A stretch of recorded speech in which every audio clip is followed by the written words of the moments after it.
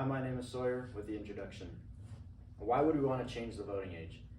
This is because it can cause a lot of problems. It can affect people that live in this country who do the research and lose because of the people that just voted to vote. We want the age to be changed to 21 years old because they have been alive long enough and are more educated to know what is going on in the world, who people are, and what they think is best for this country. 18-year-olds don't take it as seriously as they should. They vote without researching and only do it because they finally can. 18-year-olds are also still getting their lives together and don't have time to research and take the election seriously. If we change the voting age to 21, then more than likely those people will make a more educated decision and vote for who they actually think is the best leader to make the best decisions for this country. Now on to James with the background. Hi, my name is James. I'll be telling you the background of this. They determined the age of voting for the President of the United States in 1971. They started with the age 18 because during World War II, you were able to be drafted into war. The people behind this was the congressman. Next, I'll be showing you a 2-minute video of the background. You need to know, including why you need to be 18 to vote. Do you know why? Marcella Lee from our Count Me In team explains. Barbara Lee, the voting age has been 18 for the past 5 decades, but it hasn't always been that age. Here's a look at the history behind it and how a controversial war was the spark for change. Nearly 50 years after the last U.S. soldiers came home from Vietnam, the war still influences who can vote in our political elections. For most of the 1900s, you had to be at least 21 to vote. Now it's 18. Let's look at why. Prior to the Civil War, federal laws didn't even mention a voting age. In 1868, Congress passed the 14th Amendment to the Constitution, giving men the right to vote at the age of 21. Women were added in 1920. For about a century, the voting age remained 21 until the turbulent 1960s, when the military began drafting young men to fight in an unpopular war. Political science professor Kerwin Swint. It was deemed to be unfair that an 18-year-old could be drafted into the service, die in battle when they couldn't even vote. Protesters began pushing Congress to lower the voting age to 18, an idea that first surfaced during World War II, when 18-year-olds were first drafted. But through that war and the Korean War, there were no changes. The Vietnam War era, however, was a time when Americans called for many changes, including a push to eliminate racial discrimination from the voting process, as political science professor Andra Gillespie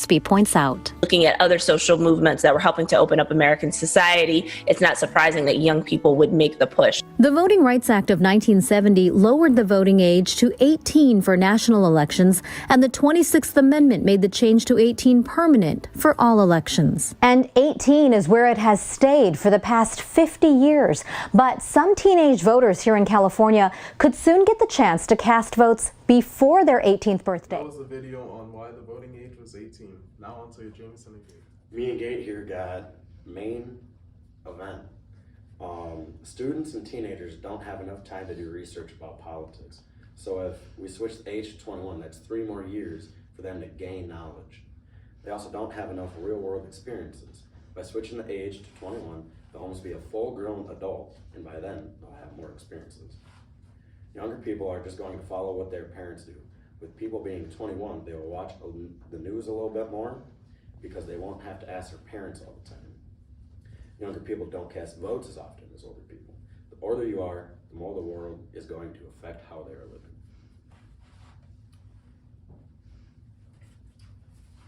living. Younger people are also very influenced by social media, friends, and parents. Once again, the older you get, the less you care about social media because you're busy with work and other things. The frontal lobe also does not fully develop until you are 25, so if we change the age to 21, it will make them have more knowledge on what is going on around the world. 84% of students said that they don't want to vote yet, which shows they are not worried about voting, so they should just wait until they are 21 when the world has a big effect on them.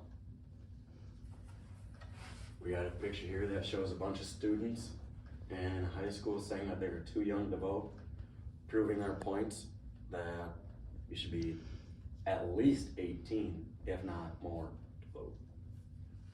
Alright, this is the short-term impact. So changing the voting age to 21 could impact the laws, it could change the laws. It also could impact Democrats and Republicans the same way, the good way, or sometimes a bad way. It could even impact families or friends, and maybe for school as well.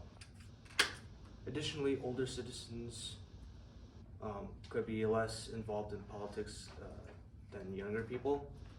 Downside is younger citizens could have less, could be angry and upset that their rights could be taken away, as their equality has been corrupted or stolen from them. In return, it could lead into a civil rights movement and even a civil war if possible. Protests can happen in major cities, and whether we should change the voting age or not, and even could cause major corruption to the government.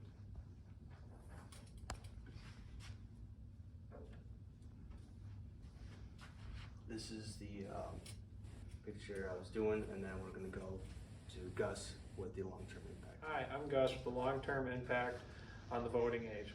Most students nowadays do not have the time nor the education to make an educated vote on the polls.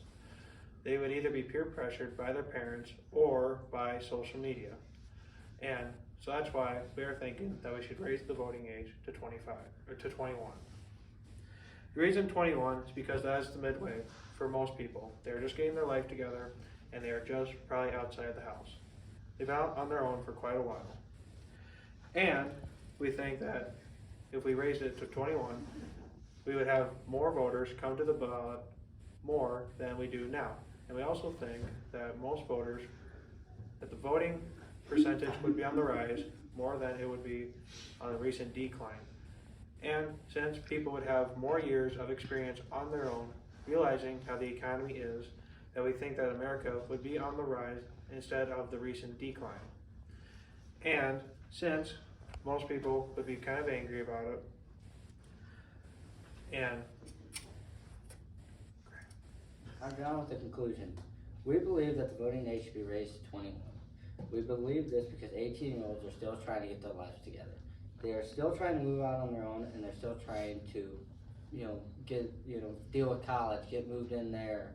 There's a lot of stress that comes from moving out on your own.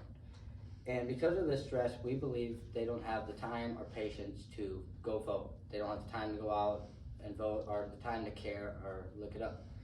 We also believe that we should raise it because younger voters vote just to vote, which can lead to the issue of people voting for somebody that they think is great in the moment.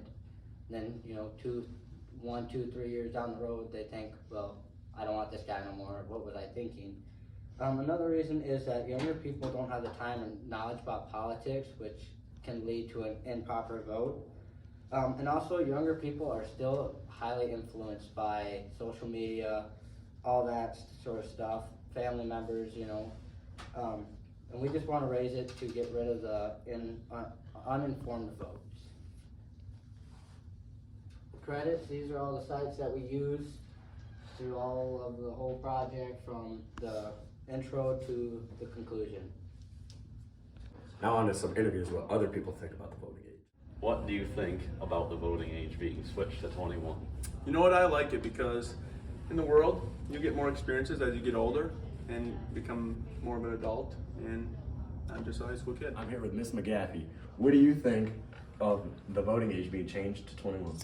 I think it would probably be a wise decision, considering in males especially, the frontal lobe does not form until they're 25, and after they graduate and move on with their life for a couple more years, they'll have more experiences and understand things more, and won't just vote based off of social media and other people who can pay a lot of money to get their name and things out there. I feel like that kind of affects people's voting more than actual information.